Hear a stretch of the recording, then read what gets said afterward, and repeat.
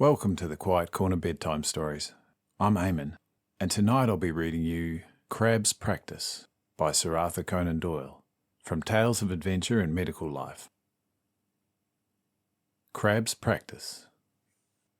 I wonder how many men remember Tom Waterhouse Crabbe, student of medicine in this city. He was a man whom it was not easy to forget, if once you came across him.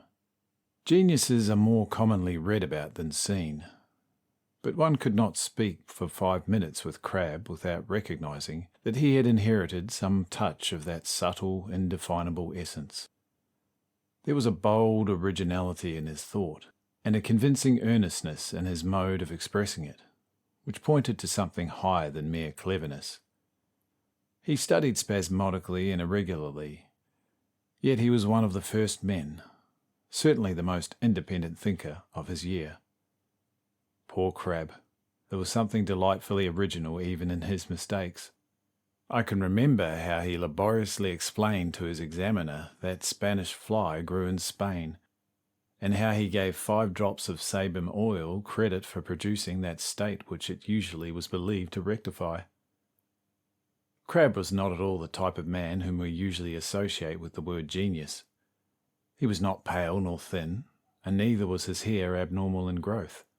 On the contrary, he was a powerfully built, square-shouldered fellow, full of vitality, and with a voice like a bull, and a laugh that could be heard across the meadows. A muscular Christian too, and one of the best rugby forwards in Edinburgh. I remember my first meeting with Crabbe. It gave me a respect both for his cool reasoning powers and for his courage. It was at one of the Bulgarian aristocracy meetings held in Edinburgh in '78. The hall was densely packed and the ventilation was defective, so that I was not sorry to find that owing to my lateness I was unable to get any place and had to stand in the doorway. Leaning against the wall there, I could both enjoy the cool air and hear the invectives which speaker after speaker was hurling at the Conservative ministry. The audience seemed enthusiastically unanimous. A burst of cheering hailed every argument and sarcasm, and there was not one dissentient voice. The speaker paused to moisten his lips, and there was a silence over the hall, and then a clear voice arose from the middle of it. All very fine. But what did Gladstone? There was a howl of execration and yells of "Turn him out!" But the voice was still audible. What did Gladstone do in '63? It demanded. Turn him out! Show him out of the window! Put him out! There was a perfect hurricane of threats and abuse. Men sprang upon the benches, shaking their sticks and peering over each other's shoulders to get a glimpse of the daring Conservative. What did Gladstone do in '63? Roared the voice. I insist upon being answered. There was another howl of execration and a great swaying of the crowd, and an eddy in the middle of it. Then the mass of people parted and a man was borne out kicking and striking, and after a desperate resistance was precipitated down the stairs. As the meeting became somewhat monotonous after this little divertisement, I went down the street to cool myself. There was my inquisitive friend leaning up against a lamp-post with his coat torn to shreds and a pipe in his mouth. Recognising him by his cut as being a medical student, I took advantage of the freemasonry which exists between the members of that profession. "Excuse me," I said. "You are medical, aren't you?" "Yes," he said. "Thomas Crabbe, a varsity man." "My name is Barton," I said. "Pardon my curiosity, but would you mind telling me what Gladstone did do in '63? "My dear chap," said Crabbe, taking my arm and marching up the street with me, "I haven't the remotest idea in the world. You see, I was confoundedly hot and I wanted to smoke, and there seemed no chance of me getting out, for I was jammed up right in the middle of the hall. So I thought I'd just make them carry me out. And I did. Not a bad idea, was it? If you have nothing better to do, come up to my digs and we'll have some supper." "Certainly," I said, and that was the foundation of my friendship with Thomas Crabbe. Crabbe took his degree a year before I did, and he went down to a large port in England with the intention of setting up there. A brilliant career seemed to lie before him, for besides his deep knowledge of medicine, acquired in the most practical school in the world, He had that indescribable manner which gains a patient's confidence at once. It is curious how seldom the two are united. That charming doctor, my dear madam, who pulled young Charlie through the measles so nicely, and had such a pleasant manner and such a clever face, was a noted duffer at the college and the laughing-stock of his year, while poor little Dr. Grinder, whom you snubbed so, and who seemed so nervous and didn't know where to put his hands, he won a gold medal for original research, and was as good a man as his professors. After all, it is generally the outside case, and not the inside works, which is noticed in this world. Crabbe went down with his young degree and still younger wife to settle in this town which we shall call Bridport. I was acting as assistant to a medical man in Manchester, and heard little from my former friend, save that he had set up in considerable style and was making a bid for a high-class practice at once. I read one most deep and erudite paper in a medical journal entitled Curious Development of a Discophorous Bone in the Stomach of a Duck, which emanated from his pen. But beyond this, and some remarks on the embryology of fishes, he seemed strangely quiet. One day, to my surprise, I received a telegram from Mrs. Crabbe, begging me to come down to Bridport and see her husband, as he was far from well. Having obtained a leave of absence from my principal, I started by the next train, seriously anxious about my friend. Mrs. Crabbe met me at the station. She told me Tom was getting very much broken down by continual anxiety. The expenses of keeping up his establishment were heavy, and patients were few and far between. He wished my advice and knowledge of practical work to guide him in this crisis. I certainly found Crabbe very altered, and very much for the worse. He looked gaunt and cadaverous, and much of his old reckless joy had left him, though he brightened up wonderfully on seeing an old friend. After dinner the three of us held a solemn council of war, in which he laid before me all his difficulties. "What in the world am I to do, Barton?" he said. "If I could make myself known it would be all right, but no one seems to look in at my door-plate, and the place is overstocked with doctors.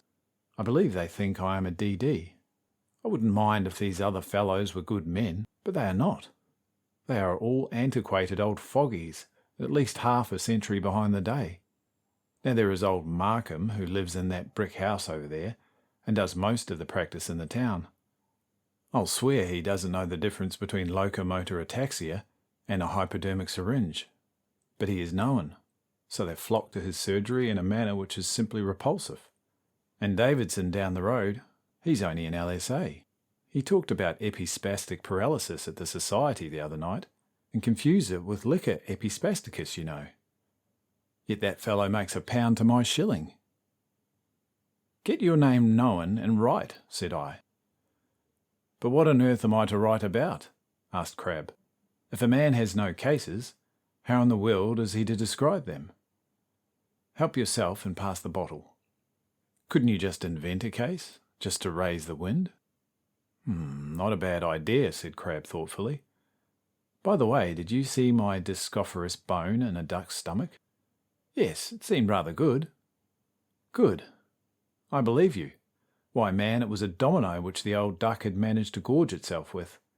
It was a perfect godsend. And then I wrote about the embryology of fishes because I knew nothing about it, and reasoned that 99 men in 100 would be in the same boat.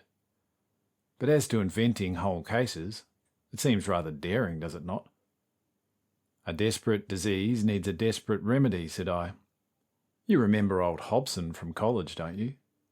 He writes once a year to the British Medical and asks if any correspondent can tell him how much it costs to keep a horse in the country.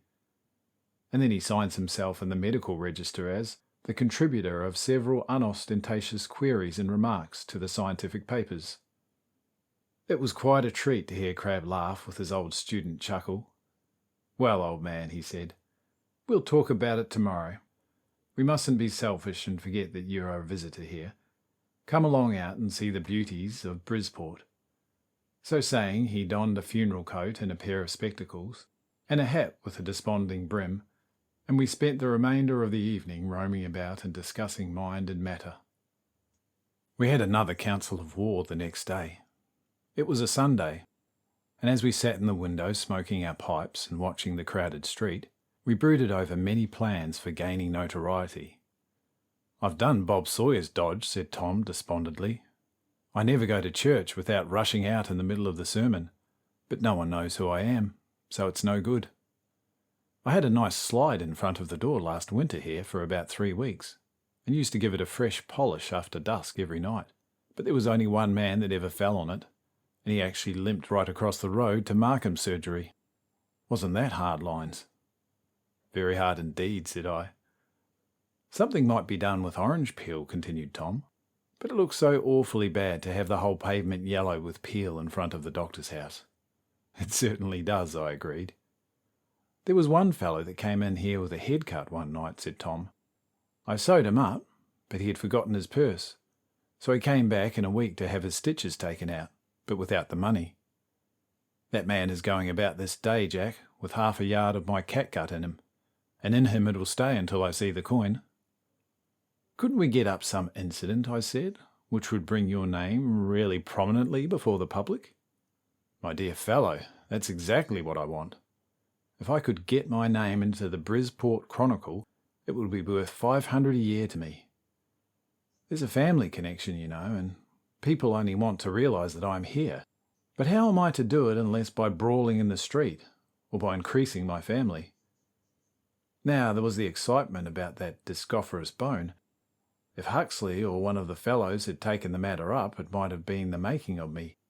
But they took it with all the disgusting complacency as if it was the most usual thing in the world, and dominoes were the normal food for ducks. I'll tell you what I'll do," he continued moodily, eyeing his fowls. "I'll puncture the floors of their fourth ventricles and present them to Markham. You know that makes them ravenous, don't you know? And they'd eat him out of house and home in time, Jack." "Look here, Thomas," said I. "You want your name in the papers, is that it?" "That's about the state of the case, yes." "Well, by Jove, you shall have it." How? Why?" "Well, there's a pretty considerable crowd of people outside, isn't there, Tom?" I continued. "They are coming out of church, aren't they? If there was an incident now, it would make some noise." "I say, you're not going to let rip among them with a shotgun, are you, in order to found a practice for me?" "No, not exactly. But how would this read in tomorrow's Chronicle? Painful occurrence in George Street. As the congregation were leaving the George Street Cathedral, after the morning service, they were horrified to see a handsome, fashionably dressed gentleman stagger and fall senseless upon the pavement. He was taken up and carried writhing and in terrible convulsions into the surgery of the well-known practitioner, Dr. Crabbe, who had been promptly upon the spot. We are happy to state that the fit rapidly passed off, and that owing to the skilful attention which he received, the gentleman, who is a distinguished visitor to our city, was able to regain his hotel and is now rapidly becoming convalescent. How would that do, eh?" "Splendid, Jack, splendid. Well, my boy, I am your fashionably dressed stranger, and I promise you they won't carry me to Markham's." "My dear fellow, you are a treasure. You won't mind my bleeding you, will you?" "Bleeding me, confound you? Yes, I do very much mind." "Just opening a little vein," pleaded Tom. "Not a capillary," said I. "Now look here, I'll throw up the whole business unless you give me your word to behave yourself. I don't draw the line at brandy, though." "Very well, brandy it is," grumbled Tom. "Well, I'm off," said I. "I'll go into a fit against your garden gate." "All right, old man. By the way, what sort of fit would you like? I could give you either an epileptic or an apoplectic easily, but perhaps you'd like something more ornate. A catalepsy or a trade spasm. Maybe with a miner's nystagmus or something of that kind." "Wait a bit, till I think," said Tom, and he sat puffing his pipe for 5 minutes. "Sit down again, Jack," he continued. "I think we could do something better than this. You see, a fit isn't a very deadly thing, and if I did bring you through one, there wouldn't be much credit in it. If we are going to work this thing, we may as well work it well. We can only really do it once. It wouldn't do for the same fashionably dressed stranger to be turning up a second time. People would begin to smell a rat." So they would, said I. But hang it, you can't expect me to tumble off the cathedral spire in order that you may hold an inquest on my remains. You may command me in anything reasonable, however. What shall it be? Tom seemed lost in thought. Can you swim? He said presently. Fairly well, yes. You could keep yourself afloat for about 5 minutes? Yes, I could do that. You're not afraid of water? I'm not much afraid of anything. Then come out, said Tom, and we'll go over the ground. I couldn't get one word out of him as to his intentions, so I trotted along beside him, wondering what in the wide world he was going to do. Our first stopping was at a small dock which is crossed by a swinging iron bridge. He hailed an amphibious man with top boots. Do you keep rowing boats and let them out? He asked. Yes, sir, said the man. Then good day. And to the boatman's profound and audible disgust, we set off once again in the other direction. Our next stoppage was at the Jolly Mariner's Arms. Did they keep beds? Yes, they kept beds. We then proceeded to the chemist's. Did he keep a galvanic battery? Once again the answer was in the affirmative, and with a satisfied smile, Tom Crab headed for home once more, leaving some very angry people behind him. That evening, over a bowl of punch, he revealed his plan, and the Council of Three revised it, modified it, and ended by adopting it, with the intermediate result that I at once changed my quarters to the Bridgeport Hotel. I was wakened over the next day with the sun streaming in my bedroom window. It was a glorious morning. I sprang out of bed and looked at my watch. It was nearly 9 o'clock. Only an hour, I muttered, and nearly a mile to walk. And I proceeded to dress with all the haste I could. Well, I soliloquized as I sharpened my razor, if old Tom Crab doesn't get his name in the papers today, it isn't my fault. I wonder if any friend would do as much for me. I finished my toilet and swallowed a cup of coffee and sallied out.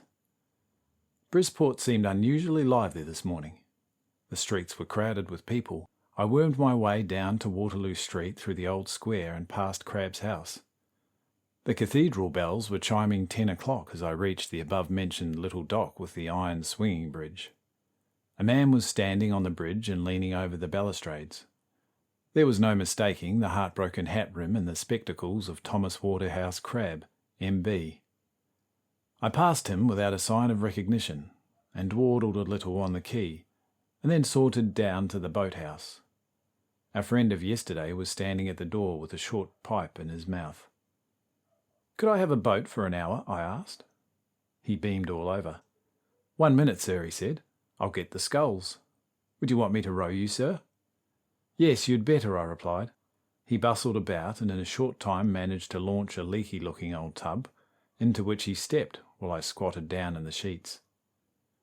"Take me round the docks," I said. "I want to have a look at the shipping." "Aye, aye, sir," he said, and away we went, and paddled about the docks for the best part of an hour.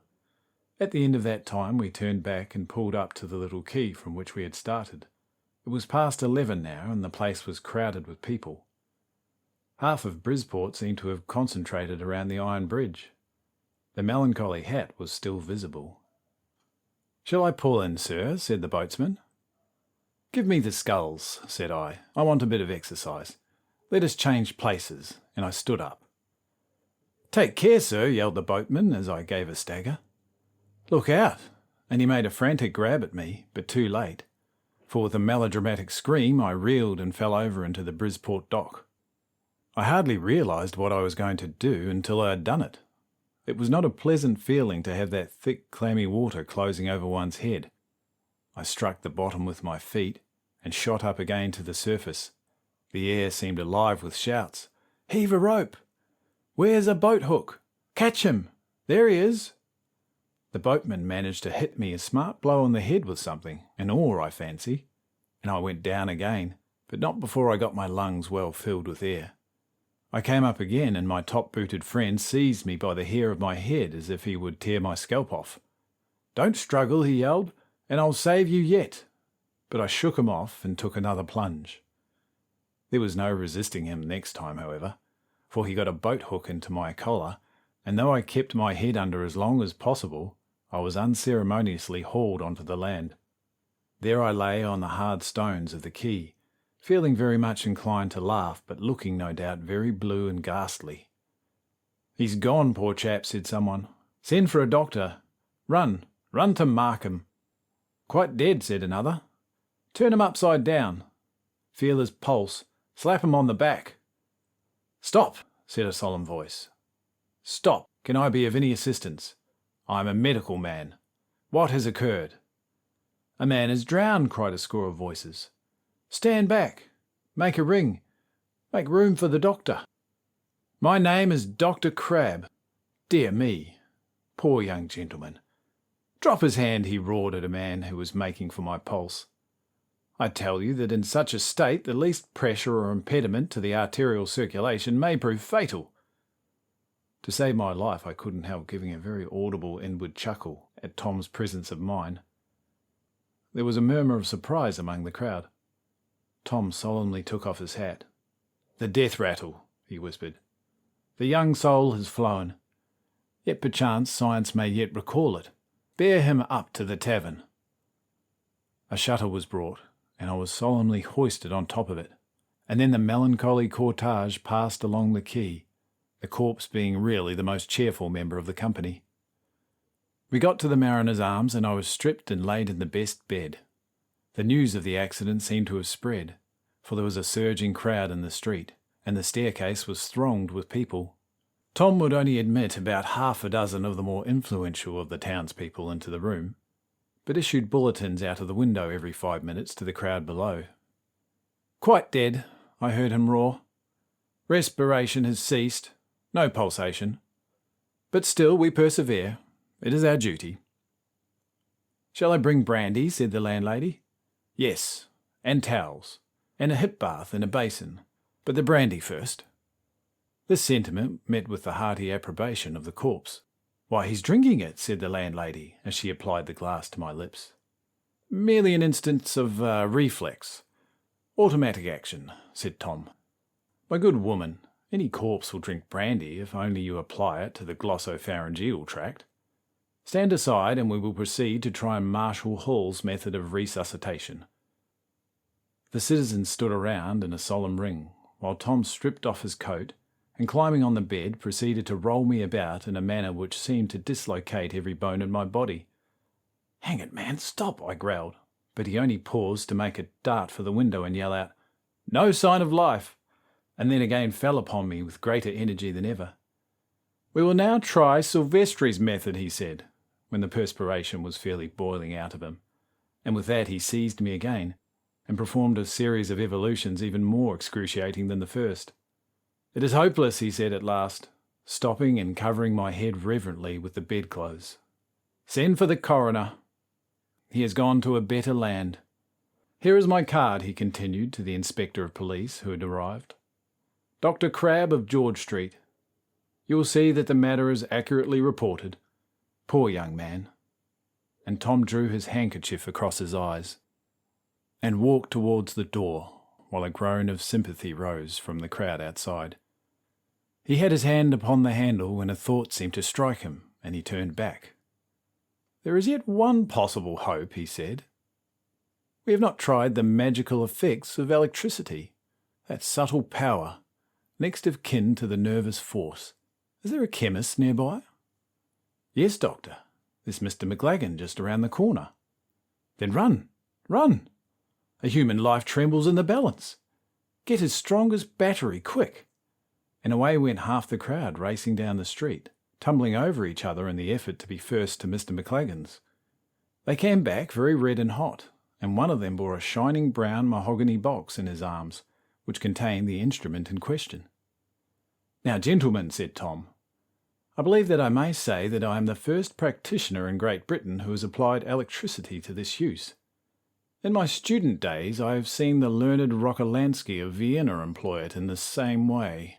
I apply the negative pole over the solar plexus, while the positive I place on the inner side of the patella. I have seen it produce surprising effects. It may again in this case." It certainly did. Whether it was by accident, or whether Tom's innate reckless devilry got the better of him, I cannot say. He himself always swore that it was an accident. But at any rate, he sent the strongest current of the most powerful battery rattling and crashing through my system. I gave one air-splitting yell and landed with a single bound into the middle of the room. I was charged with electricity like a Leyden jar. My very hair bristled with it. "You confounded idiot," I shouted, shaking my fist in Tom's face.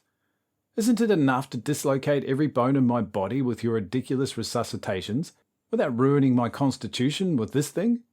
And I gave a vicious kick at the mahogany box. Never was there such a stampede. The inspector of police and the correspondent of the Chronicle sprang down the staircase, followed by 12 respectable citizens. The landlady crawled under the bed, and a lodger who was nursing her baby while she conversed with a neighbour in the street below let the child drop upon her friend's head. In fact, Tom might have founded the nucleus of a practice there and then. As it was, his usual presence of mind carried him through. "A miracle!" he yelled from the window. "A miracle! Our friend has been brought back to us. Send for a cab." And then in a sotto voice, "For goodness sake, Jack, behave like a Christian and crawl up into bed again. Remember the landlady is in the room and don't go prancing about in your shirt." "Hang the landlady," said I. "I feel like a lightning conductor. You've ruined me." "Poor fellow," cried Tom, once more addressing the crowd. "He is alive, but his intellect is irretrievably affected. He thinks he is a lightning conductor. Make way for the cab. That's right. Now help me lead him in. He's out of all danger now. He can dress at his hotel. If any of you have any information to give which may throw a light on this case, the address is number 81 George Street. Remember, Dr. Crabbe, 81 George Street. Good day, kind friends. Goodbye."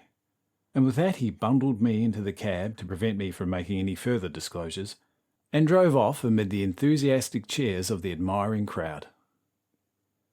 I could not stay in Bridport long enough to see the effects of my coup d'etat. Tom gave us champagne over supper that night, and the fun was fast and furious. But in the midst of it a telegram from my principal was handed in, ordering me to return to Manchester by the next train. I waited long enough to get an early copy of the Bridport Chronicle, and then beguiled the tedious journey by perusing the glowing account of my mishap. A column and a half was devoted to Dr. Crabbe and the extraordinary effects of electricity upon a drowned man. It ultimately got into some of the London papers, and was gravely commented on in the Lancet. As to the pecuniary excess of our little experiment, I can only judge from the following letter from Tom Crabbe, which I transcribe exactly as I received it. "What ho, my resuscitated corpse? You want to know how all goes in Bridport, I suppose? Well, I'll tell you. I'm cutting Markham and Davidson out completely, my boy. The day after our little joke, I got a bruised leg, that of the baby, and a cut head, that woman the baby fell upon, and an erysipelas, and a bronchitis. Next day, a fine rich cancer of Markham's threw him up and came over to me. Also, a pneumonia and a man who swallowed a sixpence. I've never had a day since without half a dozen new names on the list, and I'm going to start a trap this week. Just let me know when you are going to set up, and I'll manage to run down, old man, and give you a start in business, even if I have to stand on my head in the water butt. Goodbye. Love from the missus. Ever yours, Thomas Waterhouse Crabbe, M.B. Eden, 81 George Street, Bridport.